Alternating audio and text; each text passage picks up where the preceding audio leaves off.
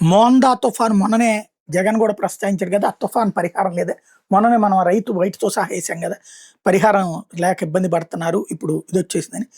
ఇప్పుడైతే ఈ డబ్బులేసారు గదా! రూ.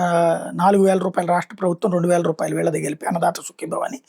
6,000 వచ్చినాయి. ఇప్పుడు ఈ మోందా తుఫాను పరిహారం గూడా వచ్చే అవకాశం ఉంది.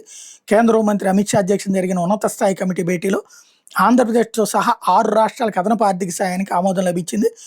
ప్రకృతి వైపరీత్యాల కింద సహకారం కింద ఇచ్చే డబ్బులు ఏవైతే ఉంటాయో ఆంధ్రప్రదేశ్, ఛత్తీస్‌గఢ్, గుజరాత్, హిమాచల్ ప్రదేశ్, నాగాలాండ్, జమ్మూ కాశ్మీర్ రాష్ట్రాలు రూ.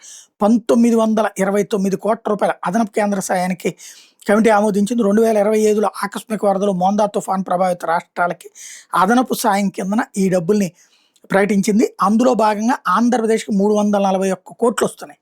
కాబట్టి రైతులకి ఆ డబ్బులు ఇచ్చేయొచ్చు. ఛత్తీస్‌గఢ్‌కి 15 కోట్లు, గుజరాత్‌కి 778 కోట్లు, హిమాచల్ ప్రదేశ్‌కి 288 కోట్లు, నాగాలాండ్‌కి 158 కోట్లు, జమ్మూ కాశ్మీర్‌కి 330 కోట్ల రూపాయలు మంజూరు చేసింది.